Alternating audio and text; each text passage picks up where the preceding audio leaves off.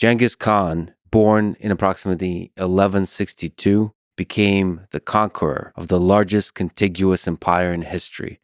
But before that, he was a boy named Temujin, who at 9 years old lost everything: his father, his tribe, living in poverty, abandoned to the harshness of the Mongolian steppe. From a boy with nothing to the conqueror of the world. So tell me about this boy, his childhood, and the Mongolian steppe from which he came from. The story of Genghis Khan, like the story I think of all of us, it doesn't begin at birth. That's the beginning of life. The story begins long before birth. And sometimes it can be many generations before, and sometimes only shortly before. But I think with Genghis Khan, a crucial thing is to understand how his parents met and then how he was conceived. And that is that one day a cart was coming across the Mongol territory. And only women drove carts. Men rode horses. Women also rode horses. But women owned the houses, which were called gers, the tents.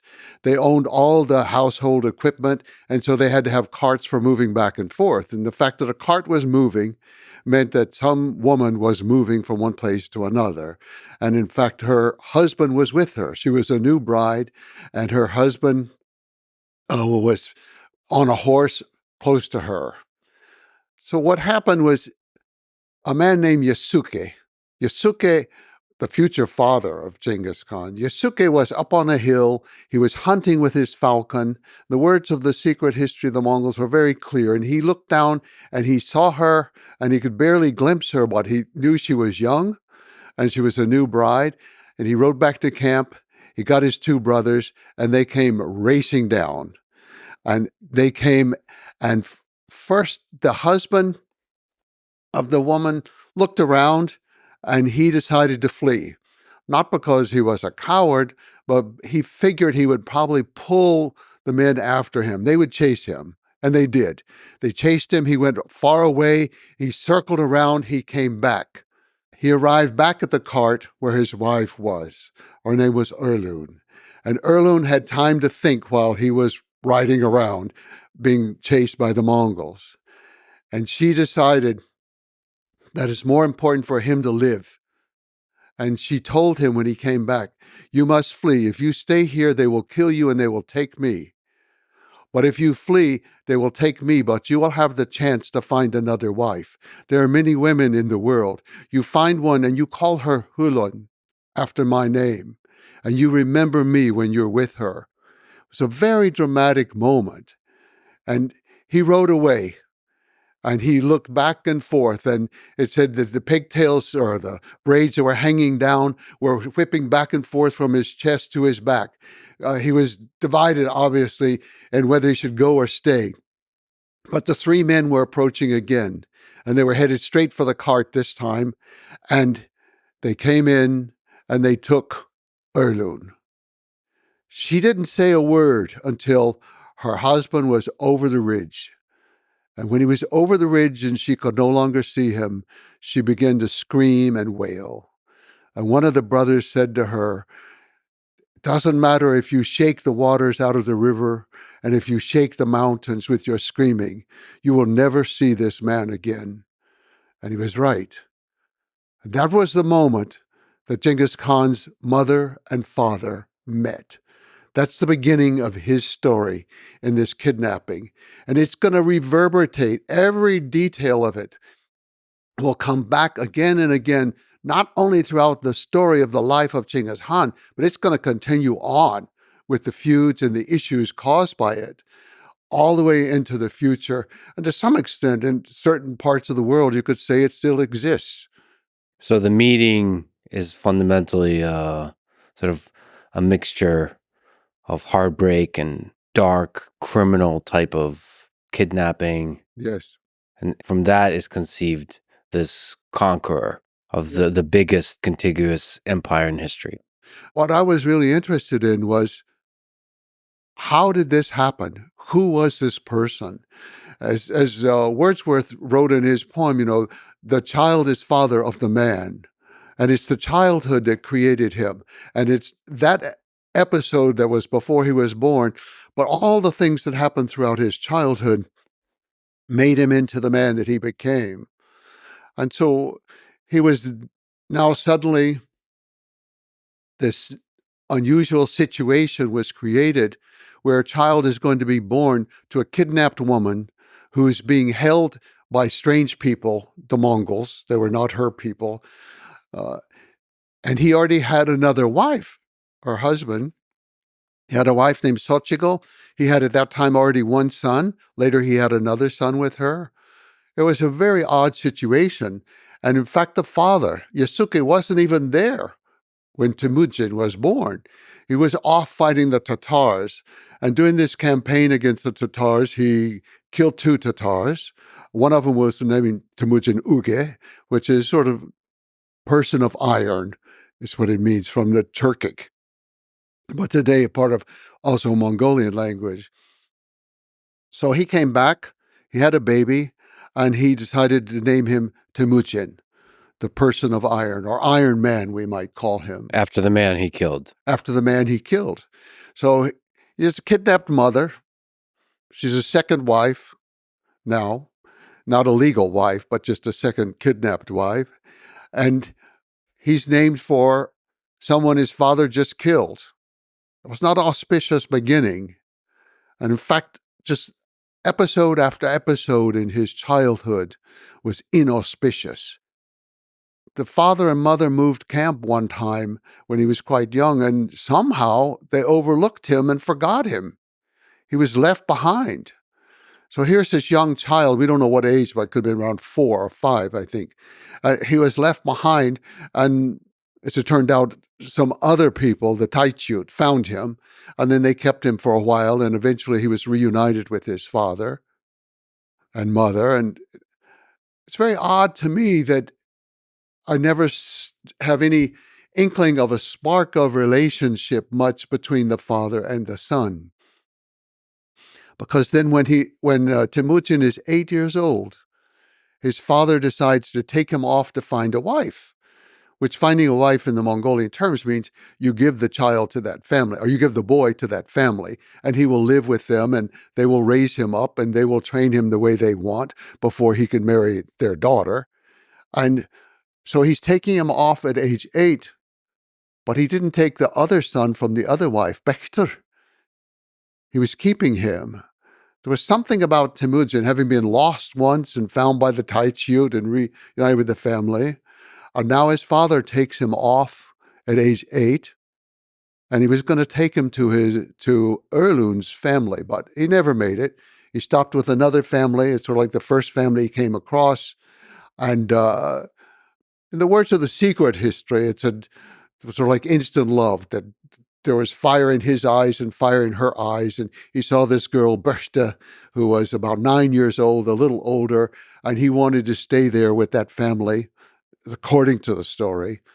And so the father left him there with that family.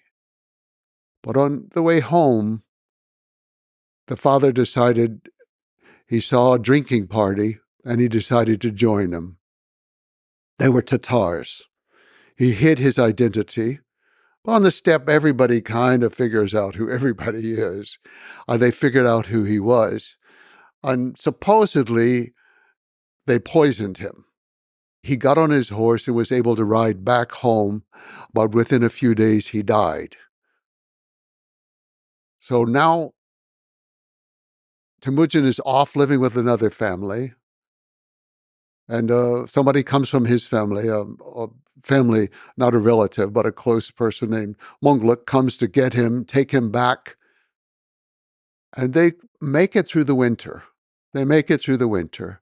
Mother Erlun, by now, she has 4 sons and 1 daughter. I think the daughter had already been born, or the daughter was going to be born not too long after that.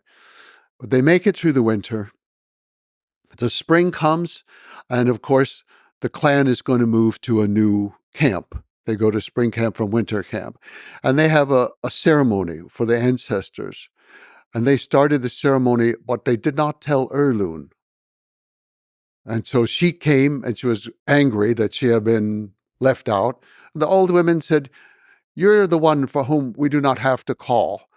We will feed you if you come, but we do not have to take care of you. Letting her know that as a captive woman, she was not a real wife in their view. And that was really the signal that when they moved camp, they were not taking her with them. And they packed up and they took her animals. They took the animals, but at that moment, she still had one horse for a moment, and she jumped on the horse and she took the banner of her husband and she raced around the people. And the banner after death contains the soul of the person, Sult, it's called. And so she raced around and they were a little bit nervous, and so they camped for one night and they waited until it was dark. Then they took off. And this time, one of the friends of the family came running out to try to stop them, and they killed him. And Temujin cried. He was a little boy, 8 years old. There was nothing he could do. He was just a little boy. And now that family is left there on the steppe, 4 children, possibly 5 already. Sochigal, the other woman with 2 children, they're all left there to die on the steppe.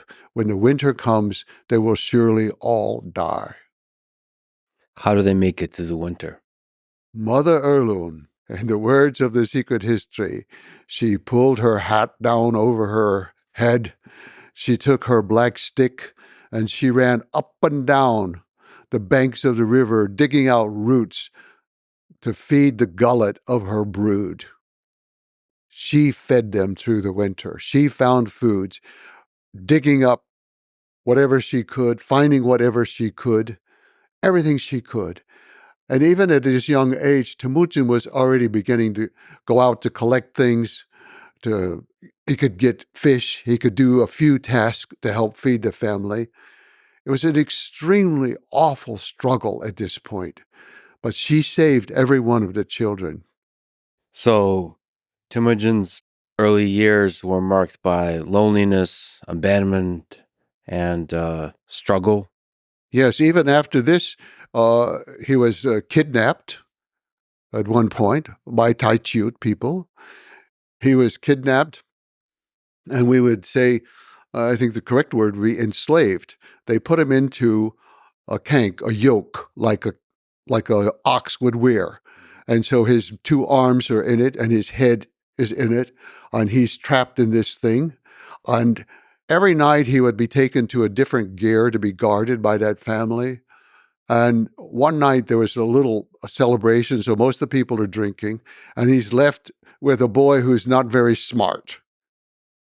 And Temujin managed to take the kank, the wooden yoke that he's trapped in, and use it as a weapon by turning it around very quickly and hitting the boy in the head, knocking him out. That was one of the first lessons for the Mongols, that anything that moves is a weapon. This is going to go on for generations. Very important for the Mongols. If it moves, it's a weapon. He did that. He raced off in the night, and he jumped into the river to hide. He's still got a kank on him. He's still trapped under there. The people are looking for him. They come out and they're up and down the river, and he's hiding underneath the water for the most part, trying to breathe as best he can. But it's dark and it protects him a little bit. They give up and they say, okay, we'll come back tomorrow. He can't possibly escape. But the next day he knew one family that he thought he could go to. And he was right. He went to that family, and at great risk to themselves. They, in fact, were a captive family of the Taichut. And at great risk to themselves, they managed to saw off the kank and then burn it in their fire. And they gave him food to escape. And then he had to go find his family again. So this is the kind of life that this boy Temujin had. So he, just to be clear, the neck is trapped and the hands are trapped. We think that's how it is. We just have the word. They don't say the head and the hands. I mean, we know that his body is trapped in it, but from all evidence we have, it's the hands and the head. And he's running around deeply alone with this thing. Yes, yes. And then he has to go out and find wherever his family is. So this in part, was the foundation of his breaking with Mongol tradition that kinship is Yes. the most important thing above all else. Because here's his life story where he's abandoned over and over and over. By his father's own brothers. See, the men who kidnapped her, they had an obligation under the Mongol law and custom to marry her when her husband died. They did not. They should take care of her and her children because her children are the children of their brother. They count as the sons of the clan, or they should. But no, they had all deserted, all betrayed him. He learned very early on that you cannot trust family.